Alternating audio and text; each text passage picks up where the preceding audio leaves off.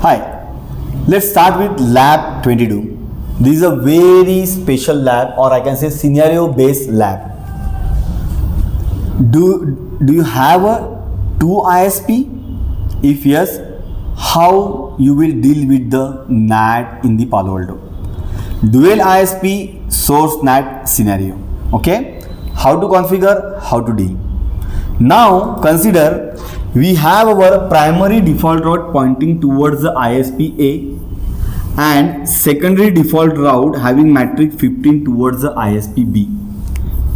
Now consider if all the traffic is passing via ISP A, definitely it will use to translate ISP A IP address to for source IP address.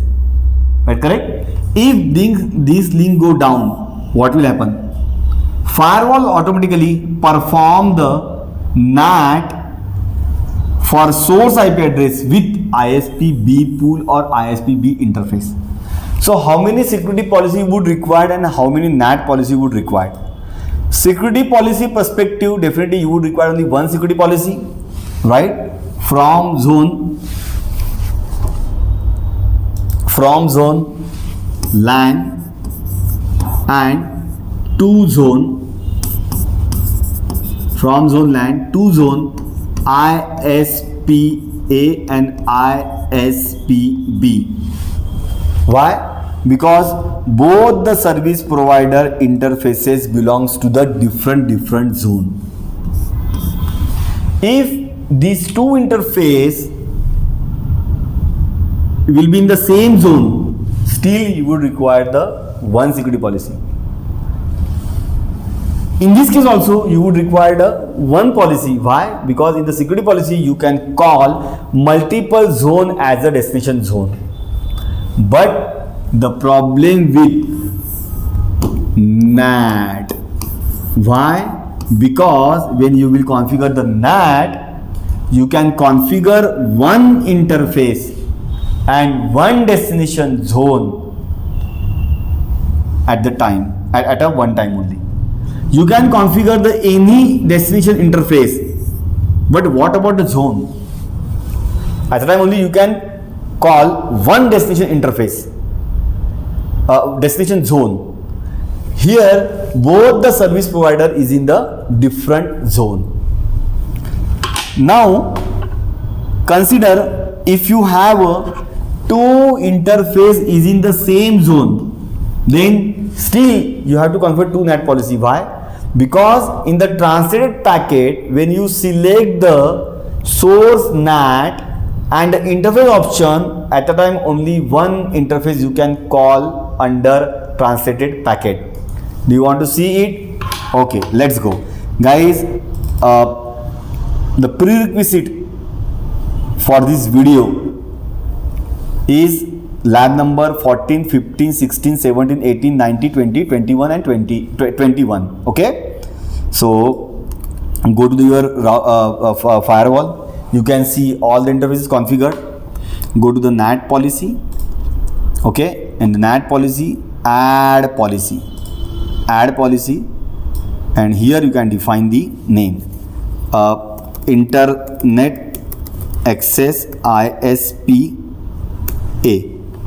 In the original packet, you can define the multiple security zone. Example, LAN and also DMZ. Here I was talking about this option, destination zone. At the time you can select only one zone in the one NAT policy. Okay. So now in this scenario we have a two service provider interface belongs to the two different zone.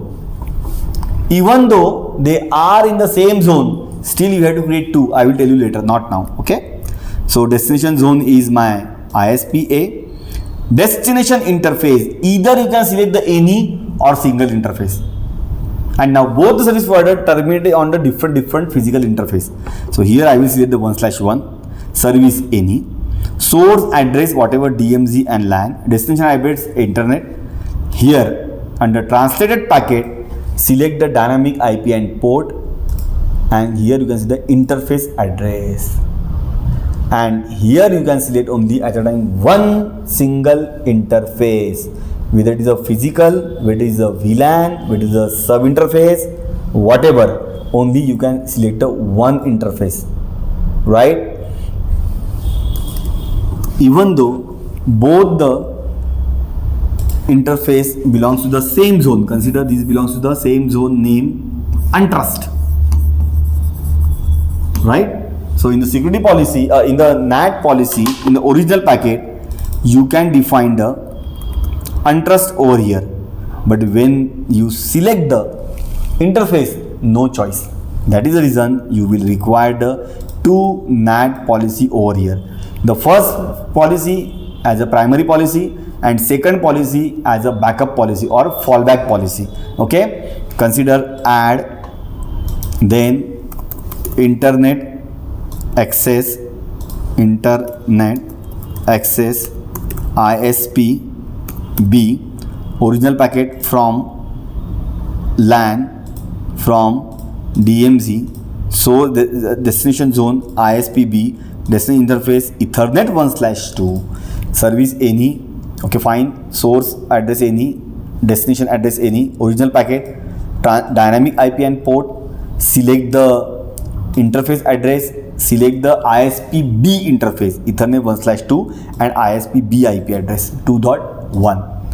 Okay, perfect. So now where is our default route? Currently our default route is pointing towards the ISP A, so of course it will inspect the NAT rule 1. Why? Because the default route is primary default route is reachable via Ethernet 1/1 interface and zone ISP A. As soon as your primary default route will go down, your default route will automatically shift on ISP B. So in that case, your policy 2 will get hit. NAT policy 2 will get hit. Okay. So do one thing. Let me check whether we have a default or not. Network, virtual router, default. No, we don't have a default route. See, default route. Come on, quick. Default ISP A 0.0.0/0 interface Ethernet 1/1, then IP address 100.64.11.2. okay, and add a secondary default route, default route ISP B, destination 0.0.0/0, then interface Ethernet 1/2, service provider 2, next stop 100.65.2.2, okay, and change the metric 15. Okay, perfect. Okay, do one thing. For primary, enable the path monitor. Please refer my lab 9.3, right, to learn more about the path monitor. Add and track the next hop address. Okay, source IP, local IP address, destination IP is my next hop IP address 1.2, interval is fine. Okay. Now how many policy we have, guys? 2 NAT policy, and what about security policy? Let's go and configure security policy. That is most important. Okay, so go to the security policy, add policy, right? Internet access, internet access,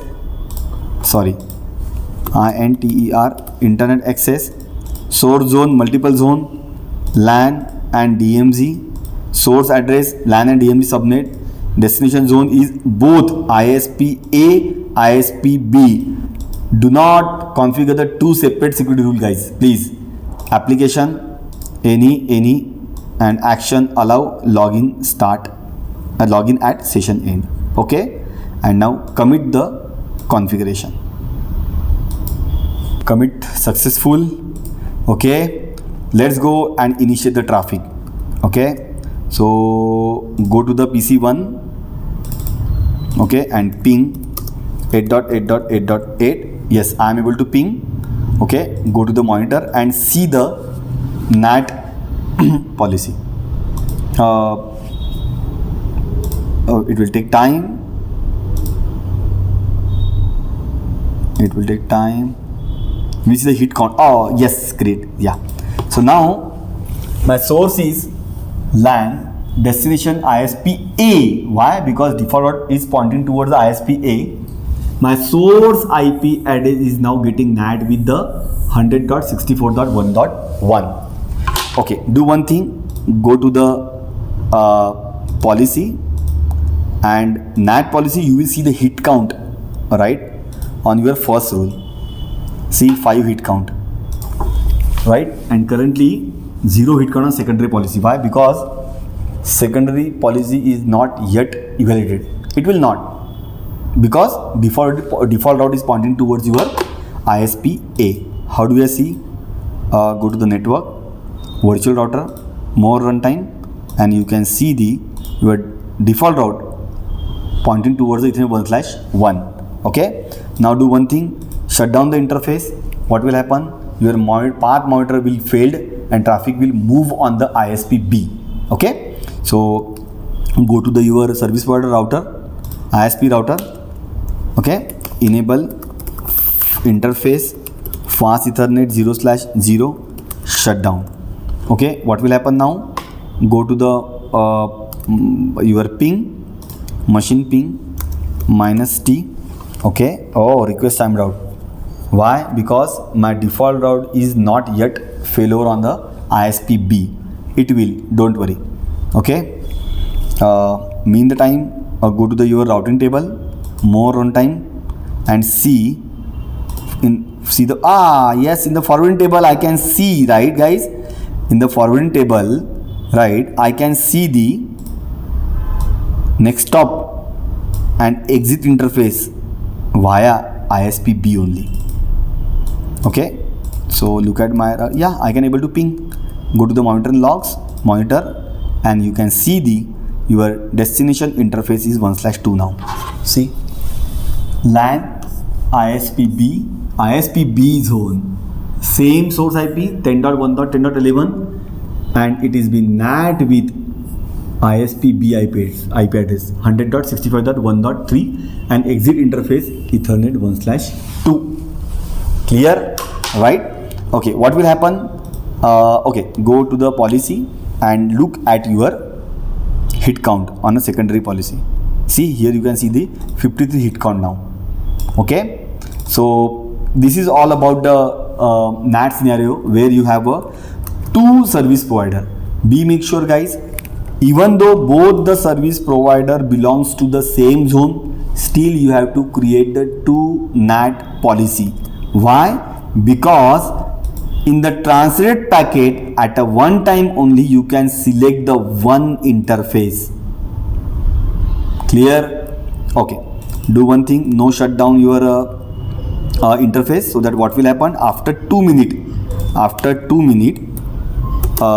your traffic will fail over back on the ISP 1 link. Clear? Okay, so go to the monitor logs, and here you can see the more traffic log detail, right? Detail log view, and there you can see